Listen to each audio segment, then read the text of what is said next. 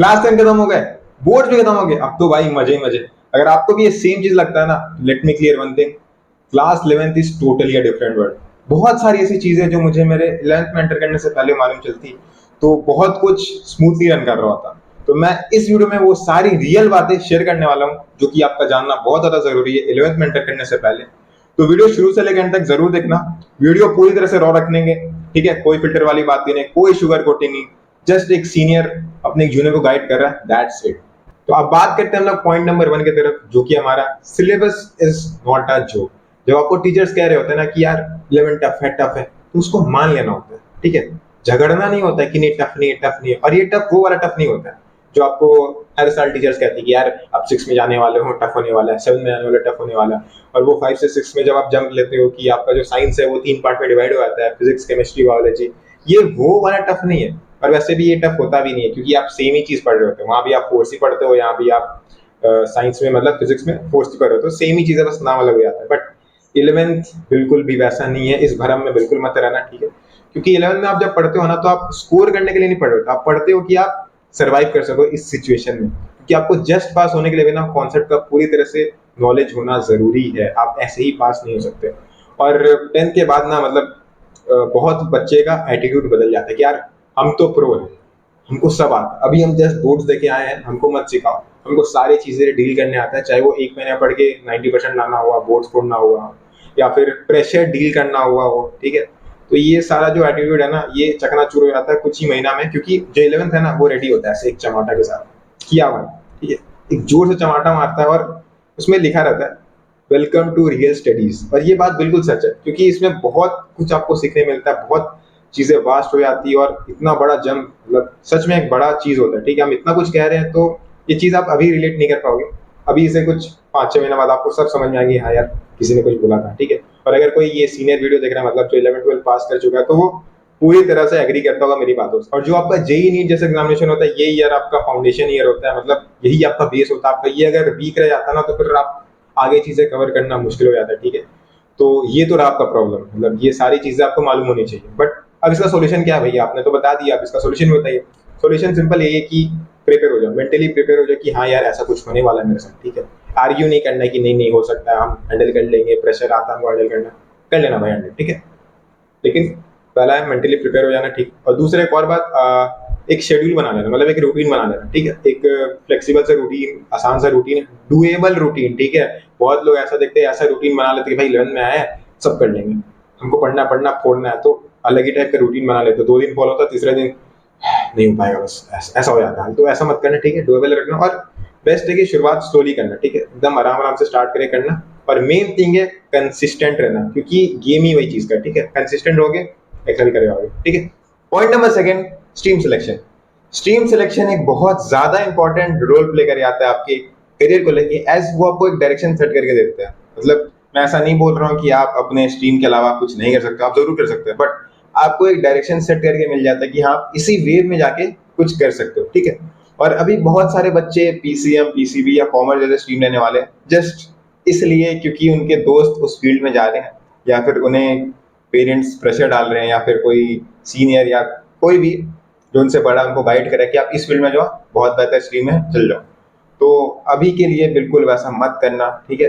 ये तुम्हारा लाइफ है, ये तुम्हारा स्ट्रीम है, तुम ही वो स्ट्रीम पढ़ने वाले हो, और उसी में जाके आप कुछ करियर सेट करने वाला हो, तो ये डिसीजन तुम्हारा अपना होना चाहिए। ये बात तुमको समझना बहुत ज्यादा जरूरी है, क्योंकि देखो राय लेना अलग होता है और डिसीजन लेना अलग होता है। देखो कोई आपको गलत राय कभी नहीं देता, या फिर कोई आपको कभी भी गलत गाइड नहीं करेगा, चाहे वो आपके पेरेंट्स हो, कोई आपको सीनियर हो, ठीक है।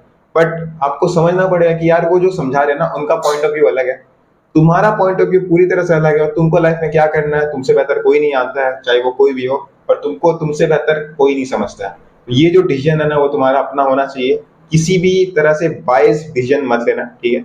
और एक बहुत बड़ा मिथ चलते आ रहा है हमारे एजुकेशन सिस्टम में कि साइंस एक बहुत अच्छा स्ट्रीम है as compare to commerce and arts, but in reality ऐसा बिल्कुल भी नहीं है। कॉमर्स और आर्ट्स भी बहुत ज्यादा पावरफुल है एज कम्पेयर टू साइंस, अगर आपको उसमें इंटरेस्ट है तो, ठीक है। और इसका सॉल्यूशन सिंपल यही है कि देखो यार, स्ट्रीम सिलेक्शन खुद से लेना। और हम जानते हैं कि ये एक दिन में नहीं आने वाला है, कि आपको एक दिन से नहीं मालूम चल जाएगा यार मेरे को स्ट्रीम में जाना है, या फिर हम इसमें करियर परस्यू करने वाले हैं, ठीक है। ये एक दिन में आपको नहीं मालूम चलेगा। तो इसमें टाइम लगेगा, तो टाइम दो। ये जो टाइम मिला ना, इसको यूटिलाइज करो और खुद से एक सवाल पूछो, क्या मैं इस फील्ड में अगले 5 साल रह सकता हूँ? If yes, go at, if no, बैठ के सोचो। ठीक है। Point number third, coaching pressure. अब होता क्या है ना, बहुत बड़ा और बहुत खतरनाक वेव आता है जिसमें बहुत सारे बच्चे, चाहे किसी के प्रेशर में आके, पेरेंट्स के प्रेशर में आके, या फिर देखा देखी में कि यार ये ज्वाइन कर रहा है मैं भी कर लेता हूँ, या फिर ये कहीं मुझसे आगे ना निकल जाए, यार ये मुझसे बेहतर ना कर जाए, या फिर इसका एग्जाम ना निकल जाए, मैं ना रह जाऊँ, इस तरह के चक्कर में या फिर इस तरह के पीयर प्रेशर में वो कोचिंग वगैरह ज्वाइन कर लेते हैं। और ऑन एन एवरेज अगर हम बताएं तो 100 बच्चा अगर कोचिंग ज्वाइन करता है उसमें सिर्फ 3 से 4 बच्चा ऐसा होता है जो सीरियस होता है। तो आपको वो आंकड़ा दिख रहा होगा कि यार ये कितना ज्यादा बड़ा है, जिसमें जिन्हें मन नहीं है, जिन्हें मतलब सीरियस ही नहीं है वो इस चीज को लेकर, वो कोचिंग वगैरह ज्वाइन कर लेते हैं अपने मन ना होने के बावजूद। ठीक है। तो इसमें मैं एक सिंपल लाइन बोलना चाहूंगा कि यार सिर्फ एक टी शर्ट पहनने से या कोचिंग ज्वाइन कर लेने से आपका एग्जाम क्रैक नहीं होने वाला। Sound good? और कोचिंग तभी ज्वाइन करना जब आप खुद से सीरियस हो, जब आप खुद से इस फील्ड में जाना चाहते हो, तभी आके ज्वाइन करना कोचिंग। तभी आपको वो कोचिंग का जो बेनिफिट वाला साइड है वो मिलेगा। क्योंकि यार कोचिंग ज्वाइन करना या फिर कोचिंग में पढ़ना आसान नहीं होता है। अब आसान क्यों नहीं होता है ये हम आपको एक एग्जांपल से बताएंगे। मेरा एक दोस्त था, ठीक है, हम लोग 11 में मिले थे, और उसका हम आपको सिर्फ एक शेड्यूल बताएंगे, ठीक है, जो डेली शेड्यूल रहता है वो बताएंगे, और बाकी उसका जो मेंटली उसके साथ टॉर्चर होता था वो हम आपको नहीं बता रहे, सिर्फ आपको शेड्यूल बता रहे हैं, उस हिसाब से समझ लेना, ठीक है, कि कितना ज्यादा आसान होता है कोचिंग ज्वाइन करना। ठीक। तो मॉर्निंग हमको, जैसे हमारा स्कूल होता है, ठीक है, स्कूल था फिर कोचिंग था, ठीक है, अब आपको सिनेरियो बता दे रहे, स्कूल, उसका घर, और बीच में कहीं कोचिंग पढ़ता था। ठीक है। तो वो स्कूल से घर नहीं आता था, कोचिंग ही चल जाता था। ठीक है। फिर कोचिंग से डायरेक्टली रात में घर। तो आपको टाइम बता देते, तो 7:30 में हमारा स्कूल लगता था। फिर कभी कभी हमारा 12:30 या फिर कभी कभी 1:30, मतलब ऑप्शनल सब्जेक्ट के अलावा, मतलब कभी कभी हमारा लेट छुट्टी होता था। तो वो जो टाइम बचता था इसमें लंच वगैरह करके वो 3 बजे कोचिंग पहुंच जाता था, मतलब 3 बजे से पहले ही पहुंच जाता था, और पहले पहुंच के सेल्फ स्टडी का क्वेश्चन वगैरह लगाता था। ठीक। तो 3 से लेके 9 तक उसका कोचिंग चलता था। 3 से 9, ठीक है, बड़ा टाइम होता है ये। 3 से 9 तक कोचिंग करने के बाद उसका घर काफी दूर था, तो जाने में टाइम लगता था। तो अगर हम आइडियली माने तो 9 बजे कोचिंग अगर बंद हुआ तो वो घर आते आते उसको बच जाता 10। ठीक है। अब यहाँ पे इस कहानी को लगाते हैं पॉज, और आपको एक चीज समझाते हैं कि the one thing that matters the most is your self study. बाकी और कुछ मैटर नहीं करता। आप अगर कोई भी अच्छे टीचर से पढ़ लो, कोई भी अच्छे इंस्टीट्यूट में आके पढ़ लो, लाखों पैसा फेंक दो और फिर आके पढ़ लो, बट अगर आप खुद से सेल्फ स्टडी नहीं कर रहे हो तो ये सारा जो था ये फिजूल था, ये टाइम बर्बाद था। ठीक है। इसका कोई आपको बेनिफिट नहीं मिलने वाला। तो जरा खुद से सोचो यार, कोई बंदा इतना ट्रैवलिंग, इतना पढ़ाई करनी, या फिर इतना इतना मन को एग्जॉस्ट करने के बाद उसके पास हिम्मत बचेगा कि वो खाना खाकर वो पढ़ सके, या फिर अगर वो पढ़ भी ले तो क्या वो लगता है कि वो जो दिन में सारे कॉन्सेप्ट पढ़ा होगा सारे को रिवाइज कर पाएगा? ठीक है। और ये हम एक दिन का नहीं बता रहे, ये डेली शेड्यूल था उसका, मतलब डेली लाइफ का। तो अगर वो एक दिन छोड़ता कोई चीज को तो दूसरा दिन वो डबल हो जाएगा, फिर अगर तीसरे दिन में छोड़ा तो ट्रिपल, मतलब ऐसे वो बढ़ते जाएगा, बैकलॉग वगैरह बढ़ते जाएगा, तो उससे मेंटली प्रेशर बढ़ेगा। तो आसान कहीं भी नहीं है। और आपको पता है कोचिंग वगैरह ज्वाइन करने में फीस भी अच्छे खासे मतलब लगते हैं। तो कोई कोई तो लोन वगैरह लेके ज्वाइन कर लेते, तो फिर जाके यार हम गलती कर दिया शायद। तो यार देखो, कोचिंग वगैरह ज्वाइन करना अच्छा बात है, बट दोनों साथ साथ ले जाना एक बेवकूफ़ी है। बट अगर आप सीरियस हो कि आपको मतलब सच में कोचिंग ज्वाइन करना है और आपको एग्जाम क्रैक करना, आपको ये कॉलेज चाहिए चाहिए, आपको वो पैशन है, ठीक है, आप डेस्परेट हो उसको लेके, तो ज्वाइन करना। बट अपना जो स्कूल है उसको लाइट रखना, मतलब स्कूल वगैरह डमी ले सकते हो, या फिर जिसमें अटेंडेंस का लोचा ना हो उसको ज्वाइन करना, और अपना कोचिंग को मेन रखना। और अगर आपका स्कूल बहुत अच्छा है, जहाँ पे आप टीचर से कनेक्ट हो चुके हो, आपको टीचर्स का कॉन्सेप्ट समझ में आता है, तो अपना स्कूल को मेन रखना। बाकी आप लाइट कोचिंग ले सकते हो जो कि इतना लंबा ना हो, 3 से 9 बजे तक। ठीक है, लाइट कोचिंग ले लो, और उसमें ना मतलब अपने पैशन को, जो बचे हुए टाइम में उसमें पैशन, जो आपको इंटरेस्ट है वो सब चीज डालो। क्योंकि इस मोमेंट पे आपको अपने लाइफ को इंटरेस्टिंग बनाना है, बोरिंग नहीं बनाना। और इंटरेस्टिंग तभी बनेगा जब आप अपने मन का काम अपने दिन में इन्वॉल्व करोगे, तो वरना आप बोर हो जाओगे और आप एक टाइम के बाद आके फ्रस्ट्रेट हो जाओगे और लगे यार ये हम क्या कर रहे हैं। ठीक है। और अगर आपको ये दोनों ही नहीं करना है कोचिंग वगैरह, तो आप ऑनलाइन भी जा सकते हो। ऑनलाइन बहुत सारे प्लेटफॉर्म में अफोर्डेबल प्राइस पे कोचिंग मिलती है, और आपको वो भी ज्वाइन नहीं करना है तो YouTube is the best option. बहुत सारा कंटेंट फ्री अवेलेबल है अगर आप खुद से खोजोगे तो। और ये सारे कंटेंट आपको पेड पढ़ाया जाता है कोचिंग में। अगर आप खुद से खोजोगे तो आपको मालूम चलेगा कि कंटेंट में ज्यादा वेरिएशन नहीं रहता। ठीक है। Point number 4, discipline.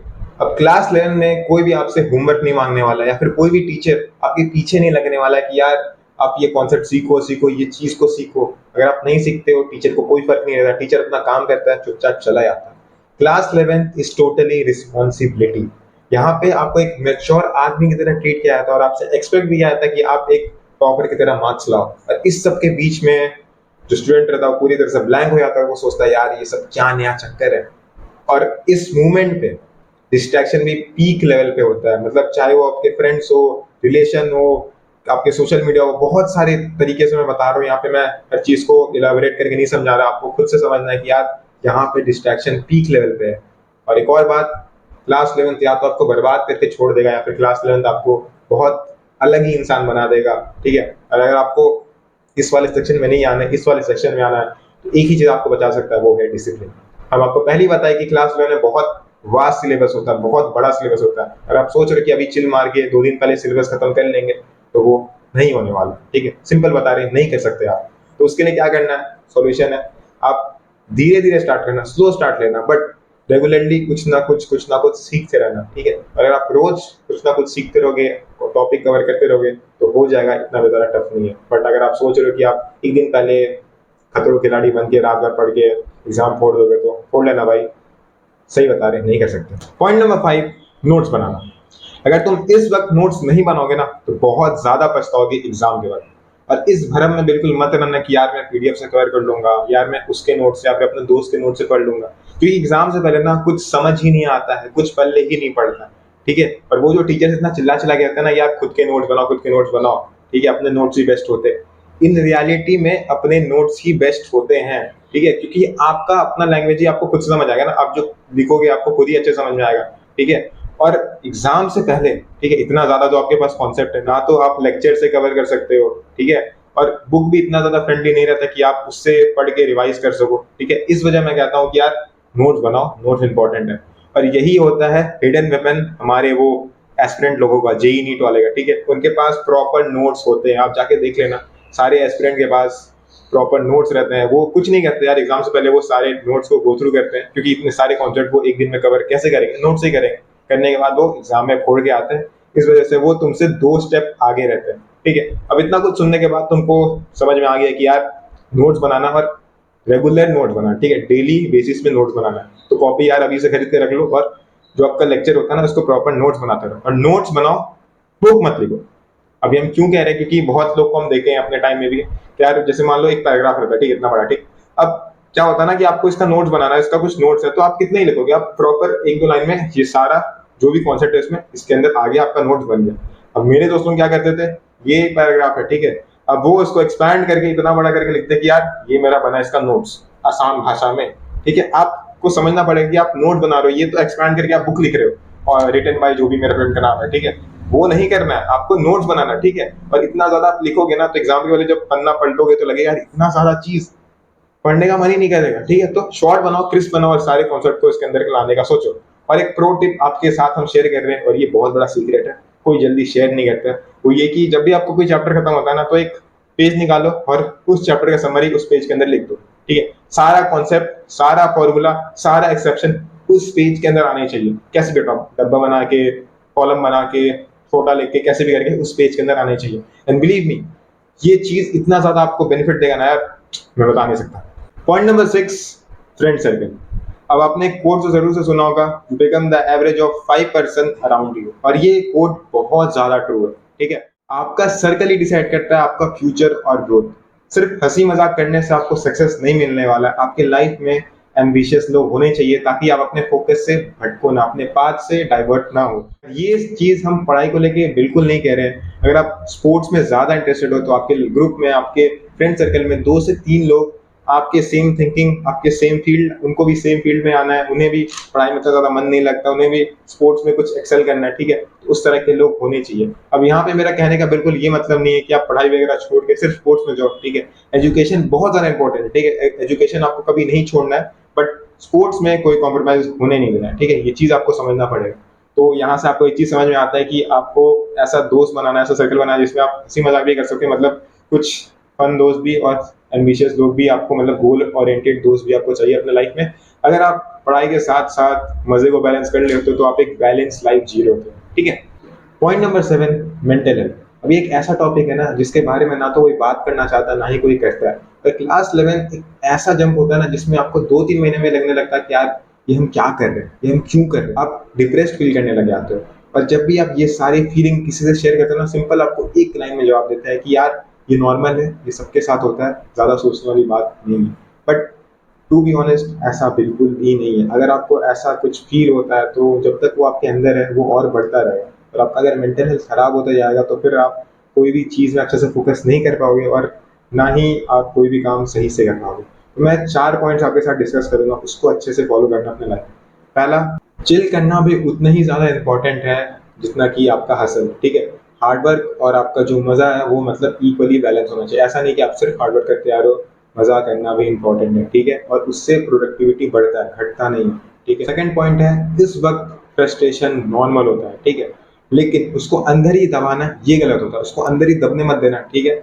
और थर्ड पॉइंट है आपका, ब्रेक्स लेने का ये मतलब नहीं होता है कि आप आलसी हो या फिर आप फोकस नहीं कर सकते या फिर आप अपने गोल की तरफ नहीं पहुंच पाओगे, ठीक है। ब्रेक लेना सही टाइम पे बहुत ज़्यादा इंपॉर्टेंट होता है, ठीक है। जैसे मान लो अगर आप हफ्ते भर पूरा हसल करते हो, हार्ड वर्क करते हो और आपके पास जो वीकली जो ब्रेक्स मिलता है ना, वीकेंड मिलता है, उसमें आप इंजॉय जरूर से करो। मैं तो बोलूंगा कि आप अपने डेली लाइफ में कुछ ऐसा चीज इंगेज करो कि आप मतलब जो भी आपका पैशन है वो चीज इंगेज करके उसको करते रहो, या फिर आपका जो भी इंटरेस्ट है वो सारे चीज को ना अपने डेली बेसिस पे किया करो। बट अगर आप नहीं कर सकते हो, ठीक है, बाई एनी रीजन, तो वीकेंड्स पे तो जरूर से करो, चाहे वो दोस्तों के साथ मिलना हुआ, घूमना हुआ, या फिर जिम करना हुआ, या फिर क्रिकेट खेलना हुआ, कोई भी चीज़, ठीक है, आपको पसंद है वो चीज़ करो। उससे आपका माइंड होता है रिलैक्स और आपका प्रोडक्टिविटी बढ़ जाता है, ठीक है।